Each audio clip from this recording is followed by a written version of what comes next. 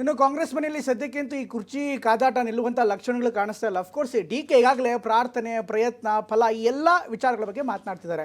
ಆದರೆ D K ಅವರ ಮಾತಿಗೆ ಅಥವಾ ಪರೋಕ್ಷವಾದಂಥ ಸಂದೇಶಕ್ಕೆ ಮುಖ್ಯಮಂತ್ರಿ ಸಿದ್ದರಾಮಯ್ಯನವರು ಯಾವುದೇ ರೀತಿಯಾದಂಥ ಪ್ರತಿಕ್ರಿಯೆಗಳನ್ನು ಇದುವರೆಗೂ ಕೂಡ ಕೊಡ್ತಾ ಇರಲಿಲ್ಲ. ಆದರೆ ಇವತ್ತು ನಾನು ಈಗಾಗಲೇ ಹೇಳ್ತಾ ಇದ್ದೀನಿ, ಮತ್ತೆ ಪ್ರಶ್ನೆ ಕೇಳಿಬಿಡಿ, ನಂದೇನಿದ್ರೂ ಕೂಡ ಹೈಕಮಾಂಡ್ ಏನು ಹೇಳುತ್ತೋ ಅದೇ ರೀತಿ ನಡ್ಕೋತೀನಿ ಅನ್ನುವಂಥದ್ದು ವಾದ ಅಂತ ಮಾತು ಹೇಳ್ತಿದ್ದಾರೆ. ಹಾಗಾದರೆ ಇವತ್ತಿನ ಕುರ್ಚಿ ಗಲಾಟೆಯ ವಿಶೇಷತೆ ಏನು ನೋಡೋಣ.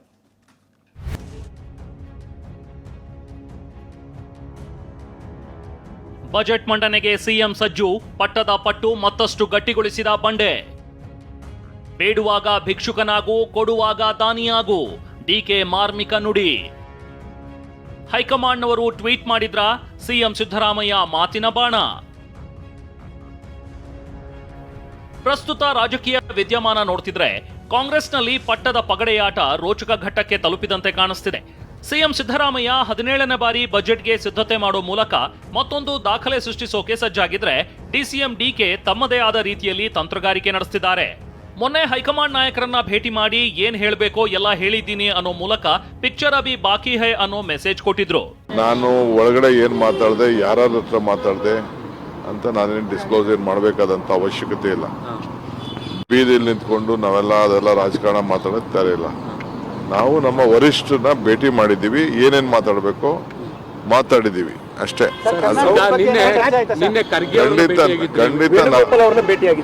ಖಂಡಿತ ನಾನು ಬಂದ ಮೇಲೆ ಎಲ್ಲಾ ವಿಚಾರನೂ ತಿಳಿಸ್ಲೇಬೇಕಲ್ಲ, ಎಲ್ಲಾ ವಿಚಾರಗಳನ್ನ ಮಾತಾಡ್ಲೇಬೇಕು. ಮಾತಾಡಿದ್ದೀನಿ, ಏನ್ ಬೇಕು ಮಾತಾಡಿದ್ದೀನಿ. ಅದನ್ನ ನಾನು ಪಬ್ಲಿಕ್ ಅಲ್ಲಿ ನಾನೆಲ್ಲ ಮಾತಾಡಕ್ಕೆಲ್ಲ ಆಗಲ್ಲ. ಬಂದ ಮೇಲೆ ಅವೆಲ್ಲ ನಾವು ನಾವೆಲ್ಲ ಏನು ಹೇಳಕ್ಕೆ ಅಂತ. ನನಗೆ ಅಜ್ಜಯ್ಯನ ಆಶೀರ್ವಾದ ಇದೆ ಎಂದು ಡಿಕೆ ಟ್ವೀಟ್. ಕಾಂಗ್ರೆಸ್ನಲ್ಲಿ ಡಿಕೆ ಶ್ರಮಕ್ಕೆ ತಕ್ಕ ಪ್ರತಿಫಲ ಸಿಕ್ಕೇ ಸಿಗುತ್ತೆ ಅಂತ ನಂಬಿಕೆ ಇಟ್ಕೊಂಡಿರೋ ರಾಜಕಾರಣಿ. ಇಂಥದ್ರ ನಡುವೆ ಮತ್ತೊಂದು ಸಂದೇಶ ಕೊಟ್ಟಿರೋ ಡಿಕೆ, ಬೇಡುವಾಗ ಭಿಕ್ಷುಕನಾಗು, ಕೊಡುವಾಗ ದಾನಿಯಾಗು ಅನ್ನೋ ಮೂಲಕ ಮಾರ್ಮಿಕ ಬಾಣ ಬಿಟ್ಟಿದ್ದಾರೆ.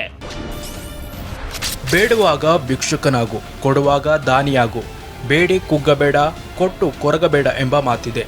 ನಾನು ಡಿಸಿಎಂ ಆಗಿ ಅಲ್ಲ, ಈ ಮಠದ ಒಬ್ಬ ಭಕ್ತನಾಗಿ, ಶ್ರೀಗಳ ಶಿಷ್ಯನಾಗಿ, ಅಜ್ಜನ ಒಬ್ಬ ಅನುಯಾಯಿಯಾಗಿ ಸೇವೆ ಮಾಡುತ್ತಿದ್ದೇನೆ. ನನಗೂ ಅಜ್ಜಯ್ಯನಿಗೂ ಇರುವ ಸಂಬಂಧ ಹಾಗೂ ನಂಬಿಕೆ ಎಲ್ಲರಿಗೂ ಗೊತ್ತಿದೆ. ಅವರ ಮಾರ್ಗದರ್ಶನ ಹಾಗೂ ಶಕ್ತಿಯಿಂದಲೇ ಇಲ್ಲಿಯವರೆಗೂ ಬೆಳೆದುಕೊಂಡು ಬಂದಿದ್ದೇವೆ. ಈ ಮಠವನ್ನು ಇನ್ನೂ ಎತ್ತರಕ್ಕೆ ಬೆಳೆಸಲು ನಾವೆಲ್ಲರೂ ಕೈಜೋಡಿಸೋಣ. ಶ್ರಮಕ್ಕೆ ತಕ್ಕ ಫಲ ಸಿಗುತ್ತೆ ಅನ್ನೋ ಡಿಕೆ ಟ್ವೀಟ್ಗೆ ರಿಯಾಕ್ಟ್ ಮಾಡಿದ ಸಿದ್ದರಾಮಯ್ಯ, ಹೈಕಮಾಂಡ್ನವರು ಏನಾದ್ರೂ ಟ್ವೀಟ್ ಮಾಡಿದ್ದಾರಾ ಇಲ್ವಲ್ಲ ಅಂತ ಅಂದ್ರು. ನಿಮ್ಮ ನಾಯಕರ ಶ್ರಮಕ್ಕೆ ಫಲ ಸಿಗುತ್ತೆ ಹಂಗೆ ಅಂತ ಟ್ವೀಟ್ ಮಾಡೋದು, ಅಲ್ಲಿ ಹೇಳ್ಕೊಳ್ಳೋದು. ನಿಮ್ಮ ಶಾಸಕರು, ಸಂಸದರು ಕೆಲವರು ಹೈಕಮಾಂಡ್ ಅವ್ರು ಮಾಡಿದಾರ? ಇಲ್ಲ ಸರ್, ಇಲ್ಲ. ಮತ್ತೆ ಬಿಡಿ, ಮತ್ತೆ ಹೈಕಮಾಂಡ್ ನವರು ಏನ್ ಹೇಳ್ತಾರೆ ಅದು ಕೇಳೋದು. ನಾನು ಅದು ಪತ್ತೆ ನಾನು ಕೇಳಬೇಡಿ ಪ್ರಶ್ನೆ. ಹೈಕಮಾಂಡ್ ಹೇಳಿದ್ದೆ ಫೈನಲ್, ಸಿದ್ದರಾಮಯ್ಯ ಪುನರುಚ್ಚಾರ. ಕುರ್ಚಿ ಚರ್ಚೆ ವಿಚಾರಕ್ಕೆ ಪ್ರತಿಕ್ರಿಯೆ ನೀಡಿದ ಸಿಎಂ ಸಿದ್ದರಾಮಯ್ಯ, ಹೈಕಮಾಂಡ್ ಹೇಳಿದ್ದೆ ಫೈನಲ್ ಅಂತ ಅಂದ್ರು. ಈ ಲೀಡರ್ಶಿಪ್ ವಿಚಾರವಾಗಿ ಸಾಕಷ್ಟು ಹೇಳಿಕೆಗಳು ಕೇಳಿ ಬರ್ತಾನೆ ಇದೆ ಮೊದಲಿಂದನೂ ಸರ್.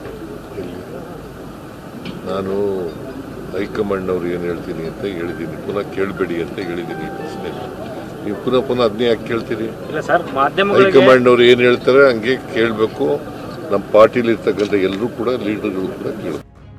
ಕಾಯಬೇಕು, ಕಾದ್ರೆ ಫಲ ಸಿಗುತ್ತೆ ಅಂತ ಸಚಿವ ಸತೀಶ್ ಜಾರಕಿಹೊಳಿ ಹೇಳಿದ್ರು. ಶ್ರಮಕ್ಕೆ ಫಲ ಏನಾದ್ರು ಸಿಗುತ್ತೆ, ಶ್ರಮಕ್ಕೆ ನಮಗೆ ಫಲ ಸಿಕ್ಕೇ ಸಿಗುತ್ತೆ ಹೇಳಿದಿಲ್ಲ. ಕಾಯಬೇಕಂತ ಹೇಳಿದಿಲ್ಲ, ಕಾಯಬೇಕು. ಕಾದ್ರೆ ಫಲ ಸಿಗುತ್ತೆ, ಸಿಕ್ಕೇ ಸಿಗುತ್ತೆ. ಕಾದ್ರೆ ಸಿಕ್ಕೇ ಸಿಗುತ್ತೆ. ಅದ್ರ ಬಗ್ಗೆ ಹೇಳಕ್ಕೆ ನಮಗೆ ಅಧಿಕಾರ ಇಲ್ಲ. ಯಾರೇ ಹೇಳಿದ್ರು ಅದು ಅವರ ವೈಯಕ್ತಿಕ ಅಭಿಪ್ರಾಯ. ಎತ್ತಿದ್ರೆ ಇರ್ಬೋದು, ನಾ ಹೇಳ್ಬೋದು, ಬೇರೆ ಹೇಳಿದ್ರೆ ಅದು ವೈಯಕ್ತಿಕ ಅಭಿಪ್ರಾಯ. ಅಂತಿಮವಾಗಿ ನಮ್ಮ ಹೈಕಮಾಂಡ್ ಅವ್ರ ನಿರ್ಧಾರ ಮಾಡ್ತಾರೆ. ನಿನ್ನೆಯಷ್ಟೇ ಬೆಂಗಳೂರಿನಲ್ಲಿ ಅಂತಾರಾಷ್ಟ್ರೀಯ ಅಣೆಕಟ್ಟು ಸುರಕ್ಷತಾ ಸಮ್ಮೇಳನದಲ್ಲಿ ಸಿಎಂ ಡಿಸಿಎಂ ಅಕ್ಕಪಕ್ಕದಲ್ಲಿ ಕುಳಿತಿದ್ರು, ಮಾತಿರಲಿಲ್ಲ, ಕಥೆ ಇರಲಿಲ್ಲ. ಇವತ್ತು ಹಾವೇರಿ ಸಮಾವೇಶದಲ್ಲಿ ಸಿಎಂ ಭಾಷಣ ಆರಂಭವಾಗ್ತಿದ್ದಂತೆಯೇ ಡಿಕೆ ನಿರ್ಗಮಿಸಿರೋದು ಸಾಕಷ್ಟು ಚರ್ಚೆಗೆ ಕಾರಣವಾಯಿತು.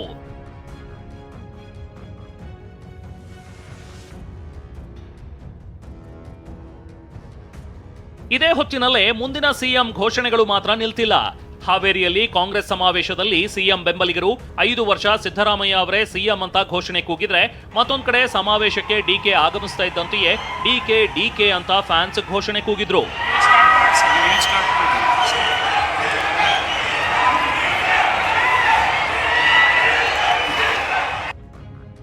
ಕುರ್ಚಿ ಕಿತ್ತಾಟ, ದೂರ ಉಳಿದ ಮಲ್ಲಿಕಾರ್ಜುನ ಖರ್ಗೆ. ಎಐಸಿಸಿ ಅಧ್ಯಕ್ಷ ಮಲ್ಲಿಕಾರ್ಜುನ ಖರ್ಗೆ ಬೆಂಗಳೂರಿನಲ್ಲಿ ಇದ್ರೂ ಕೂಡ ಸಮಾವೇಶದಿಂದ ದೂರ ಉಳಿದಿದ್ದಾರೆ. ಹಾವೇರಿ ಸಮಾವೇಶದಲ್ಲಿ ಭಾಗಿಯಾಗದೇ ಇರೋದು ಚರ್ಚೆಗೆ ಗ್ರಾಸವಾಗಿದೆ. ಇಷ್ಟೇ ಅಲ್ಲ, ಹೈಕಮಾಂಡ್ ಯಾಕೆ ಮೌನ ವಹಿಸಿದೆ ಅನ್ನೋದು ಯಕ್ಷ ಪ್ರಶ್ನೆಯಾಗಿದೆ. ಮೊನ್ನೆಯಷ್ಟೇ ಸೋನಿಯಾ, ರಾಹುಲ್, ಪ್ರಿಯಾಂಕಾ ಮುಂದೆ ಡಿಕೆ ಚರ್ಚೆ ಮಾಡಿದ ಮಾಹಿತಿಯಿಂದ ಫೆಬ್ರವರಿ 17ರ ನಂತರ ಗೇಮ್ ಪ್ಲಾನ್ ಚೇಂಜ್ ಆಗುತ್ತಾ, ಫೆಬ್ರವರಿ 17ರ ಬಳಿಕ ಇಬ್ಬರಿಗೂ ಹೈಕಮಾಂಡ್ ಬುಲಾವ್ ಬರುತ್ತಾ ಅನ್ನೋ ಪ್ರಶ್ನೆಗಳು ಶುರುವಾಗಿವೆ. ಇದನ್ನೇ ಅಸ್ತ್ರ ಮಾಡಿಕೊಂಡ ಬಿಜೆಪಿ ನಾಯಕರು ಹೈಕಮಾಂಡ್ ಗೊಂಬೆ ಆಟ ಆಡ್ತಿದೆ ಅಂತ ಕಿಡಿಕಾರಿದ್ದಾರೆ. ಕಾಂಗ್ರೆಸ್ ಪಕ್ಷದ ಹೈಕಮಾಂಡ್ ಇವತ್ತು ಕರ್ನಾಟಕವನ್ನ ಅಡ ಇಟ್ಟಿದ್ದಾರೆ ಅಂತ ಹೇಳೋದಕ್ಕೆ ನಾನು ಬಯಸ್ತೇನೆ. ಇಲ್ಲಿ ಲೂಟಿ ಮಾಡಿ ಹೈಕಮಾಂಡ್ಗೆ ತೃಪ್ತಿಪಡಿಸಿ ತಮ್ಮ ಮುಖ್ಯಮಂತ್ರಿ ಕುರ್ಚಿಯನ್ನ ಸುಭದ್ರಗೊಳಿಸತಕ್ಕಂತ ಕೆಲಸ ಇದರಲ್ಲಿ ಇವತ್ತು ಪೈಪೋಟಿ ನಡೀತಾ ಇದೆಯೇ ವಿನಃ ಈ ನಾಲಾಯಕ್ ಕಾಂಗ್ರೆಸ್ ಸರ್ಕಾರದಿಂದ, ಜನ ವಿರೋಧಿ, ಬಡವರ ವಿರೋಧಿ, ರೈತ ವಿರೋಧಿ ಕಾಂಗ್ರೆಸ್ ಸರ್ಕಾರದಿಂದ ಗೊಂಬೆ ಆಟ ಆಡ್ತಾ ಇದೆ. ಅವ್ರ ಹತ್ರನೂ ಲಾವು ಅಂತಾರೆ, ಇವ್ರ ಹತ್ರನೂ ಲಾವು ಅಂತಾರೆ.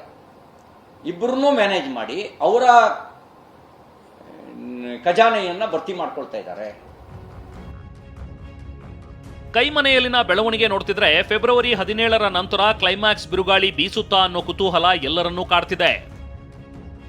Bureau report, TV9.